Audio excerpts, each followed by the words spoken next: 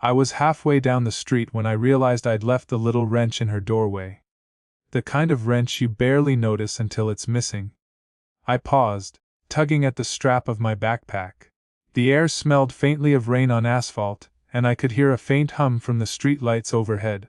She was there, leaning against the doorframe like she always did when I came by. Hands loosely crossed over her chest. That subtle tilt of her head that somehow made the street feel smaller. "Oh," she said, not looking surprised, just observing. "You forgot something again." I shuffled the wrench toward her. "Yeah, guess I'm not very careful today." She smiled, a small curve of her lips that didn't quite reach her eyes, but it was enough. Enough to make me notice how the light hit her hair, the faint lines at the corners of her mouth, the way she folded her hands over her stomach for no reason at all. "I'll just leave it here," I said, and my voice had that hesitation I always get when I'm near her, like the words might tip over if I pushed too hard. "Sure," she said.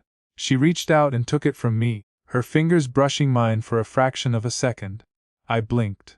That fraction stretched longer than it should have. She leaned back against the frame, and I watched her eyes flick toward mine, then down to the wrench, then back to mine, like she was counting the pauses between our words. I didn't know how long to stand there. My thumb brushed against the strap of my bag. "Coffee later?"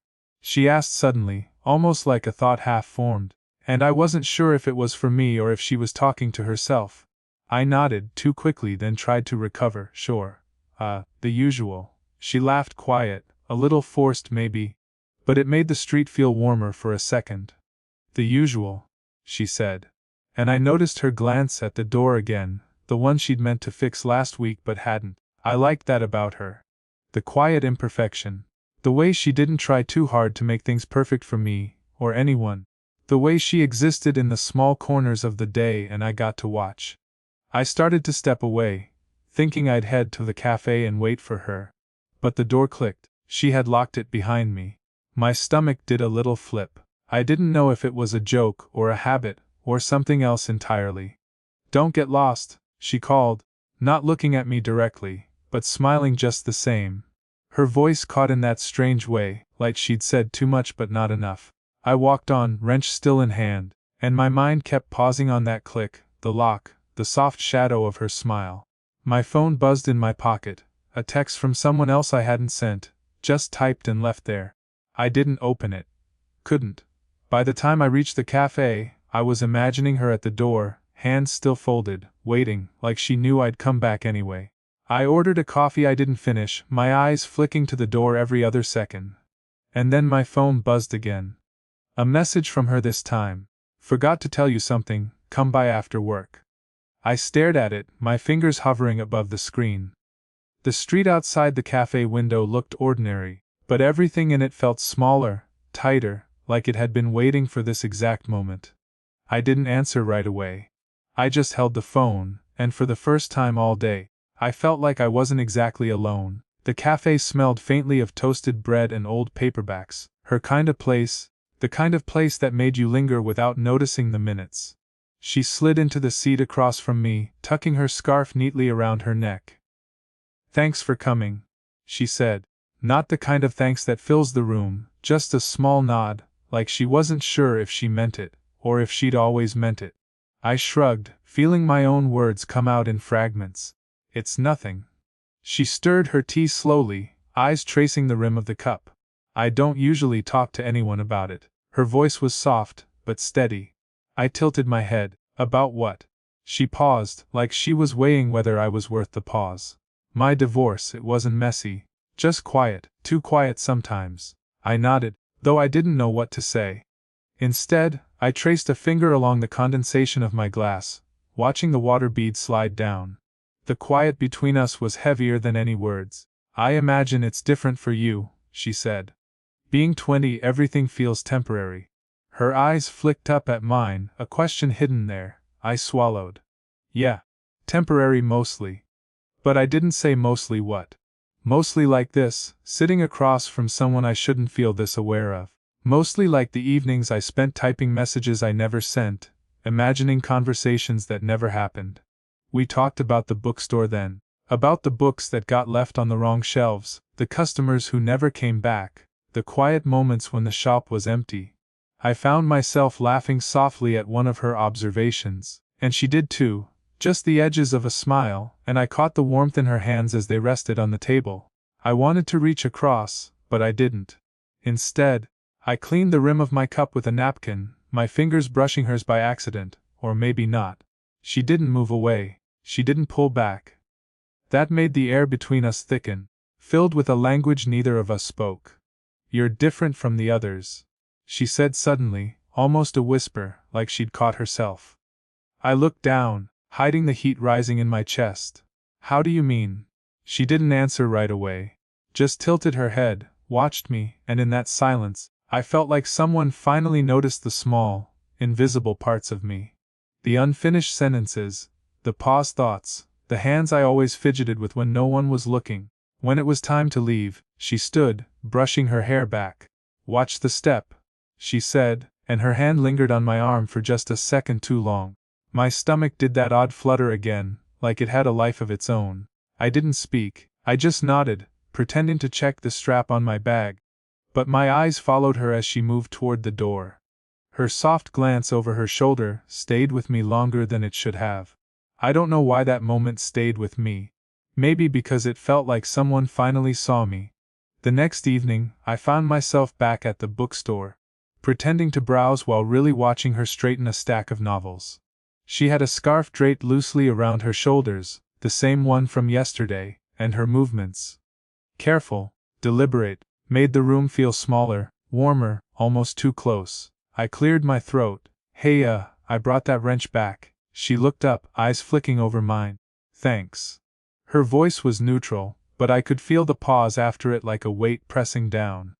We lingered near the counter, silent except for the soft ticking of the wall clock.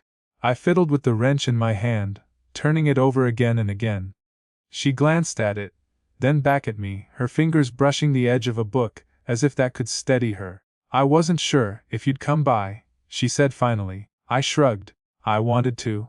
Her lips twitched, almost a smile, then disappeared. She shifted, leaning slightly back, and I caught the brief hesitation in her shoulders. She wasn't pulling away entirely, but not leaning in either. It made my chest tighten, this in-between space. I imagined what it would be like to reach out, to brush a strand of hair behind her ear, to tell her everything I'd been typing in unsent texts. But my hands stayed where they were, just above the wrench. Cold. Then the door opened. A customer, a friend of hers from the neighborhood, walked in. She straightened instantly, the warmth retreating from her shoulders. "Hi, Carol," she said, polite, professional. Her voice was distant, measured. I backed toward the shelves, pretending to study a novel I didn't care about. My heart was pounding like it always did when the room felt too small. I caught her glance later, when Carol was distracted, and there it was again.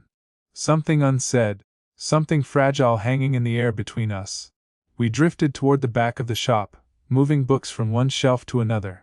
Close enough that our arms brushed a few times, accidental, inevitable. I didn't speak. She didn't speak. The silence was louder than any words. I think that's all for tonight," she murmured, and her voice softened in a way that made me lean closer without meaning to. Her hand lingered near mine as she set down the last book. For a second, I thought she might lean into the space I was aching to fill, might confess something she didn't. My fingers twitched. Her eyes were fixed somewhere else, but her lips parted just slightly, as if she wanted to speak, then stopped herself. I imagined the world tilting, the air between us shrinking to nothing, a brush of lips maybe, a half-confession, but she shifted again, stepped back, and the moment dissolved before it began. I left the bookstore that night carrying the wrench and a dozen unspoken words. My chest ached from the weight of what we almost did, and the quiet memory of her glance stayed with me all the way home. The rain had started again by the time I left the bookstore. Just a drizzle, but enough to make the pavement shimmer and the world feel smaller. I saw her waiting near the corner, coat pulled tight, umbrella half closed, as if she wasn't quite sure she wanted to use it.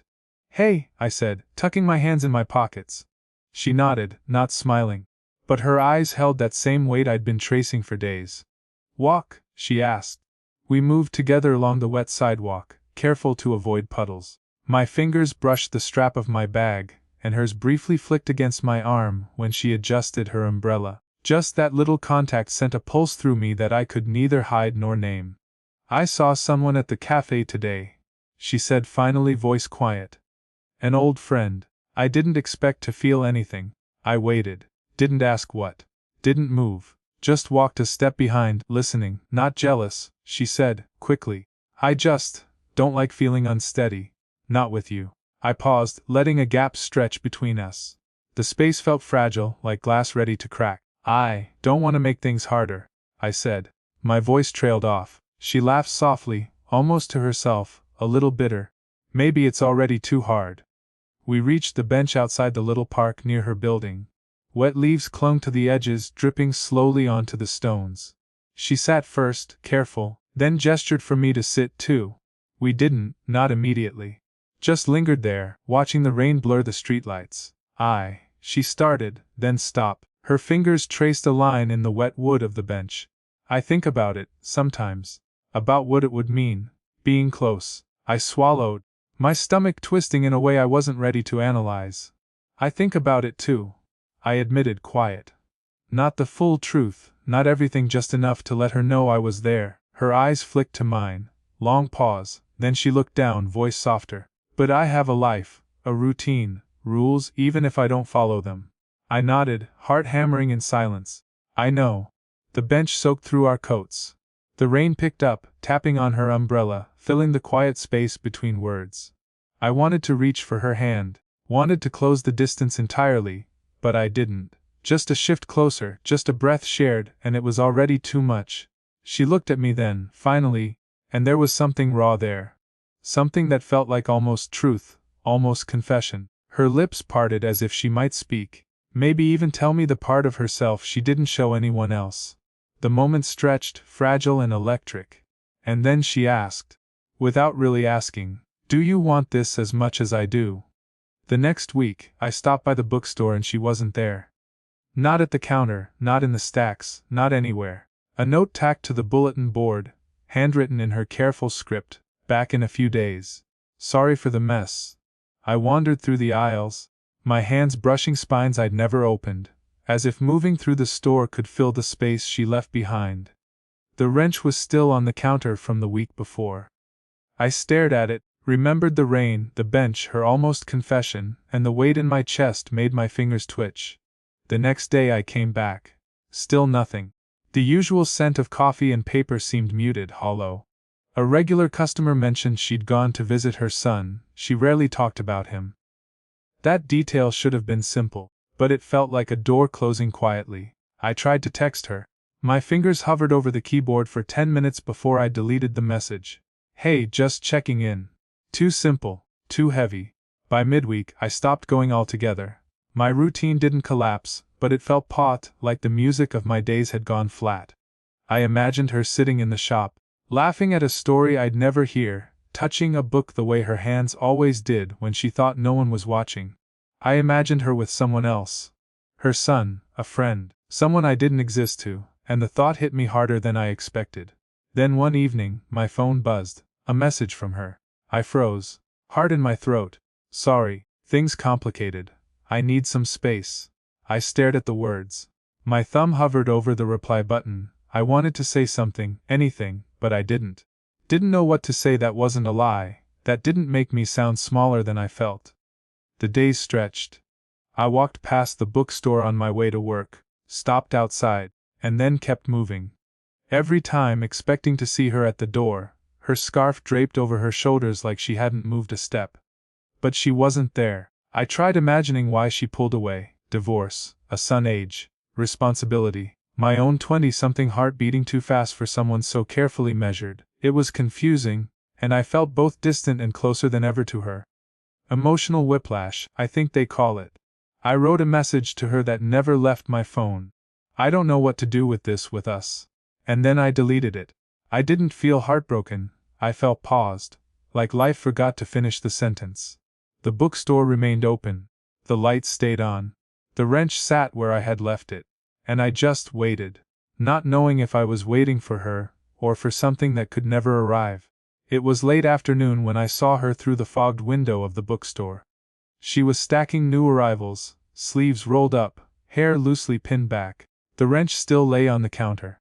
I hesitated outside, fingers pressed against the glass, thinking about all the days I hadn't come. She looked up, saw me, and paused mid-motion. No words, just a tilt of her head. That small motion carried a weight I couldn't name, but I felt it press against my chest. I pushed the door open. The bell chimed softly. "Hey," I said, voice quieter than I'd intended. She nodded. "Hey." The silence stretched, like the seconds themselves were reluctant to move. I fiddled with the strap of my bag, then let it fall. She folded a stack of books with care, then glanced up, eyes catching mine. "Can we sit for a moment?" I asked. "Not in the cafe, not outside. Just here, near the counter, near the place where all this started." She hesitated, then moved to the small table tucked in the corner. I followed. We sat across from each other, and I realized the air between us wasn't heavy or tense. It was fragile, like it could shatter if I spoke too loud or moved too fast. I shouldn't have pulled away," she said, voice low. "I wasn't sure about me. About this," I nodded, hands still on my knees. "I understand. But I didn't." Really, not fully? I kept thinking about everything else, my life, my son, the age difference, all the reasons it wouldn't work. Her hands clasped over a cup of coffee, trembled slightly. "And I kept imagining losing it, losing you." I leaned forward, not too close, just enough that the space between us felt intentional. "I felt the same," I admitted. "I kept typing messages I didn't send. Wondering if you'd come back if I mess it up." She exhaled slowly. "Maybe we already have, in a way." I didn't respond. Words felt brittle. Instead, I reached across the table, just barely brushing her hand with my fingertips. She didn't pull away. The gesture wasn't grand. It didn't erase the past week or the months before. But it was enough. She looked at me, eyes steady now, and for the first time in a long time, there was no hesitation, just recognition. "I'm okay with this," she whispered. I smiled, small, almost embarrassed, and let my hand rest lightly on hers. "Okay," I said. The clock ticked. Outside, a car passed, distant and blurred.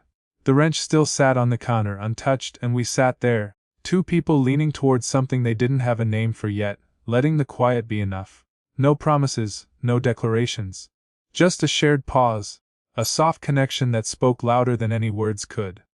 It's strange how time settles after everything that almost happened. Weeks turned into months, and the world around us learned to breathe again. The bookstore didn't change much, same shelves, same faint hum of the ceiling fan, same chipped counter edge where I once left that wrench. Only the rhythm shifted. I came in earlier now, 8:47 a.m. most days, before the regulars, before the bell had a reason to ring too often. She'd be there already, unlocking the door, half smile, waiting without meaning to. We never talked about that night. The rain, the bench, the silence between words. It stayed folded inside us, something too delicate to touch. But it lived there, quietly reshaping everything that came after. Now, she'd hand me my coffee, black, no sugar, and say, "You're early," even though we both knew I always was. Sometimes she'd brew her tea, sit across the counter while I restocked the new arrivals, both of us half, listening to the clock, half lost in the stillness we'd learned to share. Once, she told me she'd seen her son again. "He's doing better," she said. He asked if I was happy. I'd nodded, careful, not asking for details. She smiled then, small, real. I told him I was figuring it out. Our lives didn't merge overnight. There were still pauses, still quiet weeks, still evenings she closed early without saying why. But the difference now was I knew she'd open again. She always did. Some mornings, we'd take our coffee to the park, back to that same bench. The wood was worn now, the paint chipped more than before. She'd brush away the leaves with the back of her hand, sit, and wait for me to fill the space beside her. No confessions, no labels. Just two people who'd learned the rhythm of silence, the kind that didn't ache anymore. One morning, she reached into her bag and pulled out something wrapped in a napkin. The wrench. Still faintly stained, still cold. She set it between us. "Wes, I kept this too long," she said. "I can keep it a bit longer." She didn't answer. Just laughed softly, the sound threading through the air like the first warmth of sunlight after rain. and for once, there wasn't any tension left to untangle. Just presence. Just being. The quiet kind of peace that sneaks up on you after years of almosts. When we left the bench, she locked the bookstore door behind us.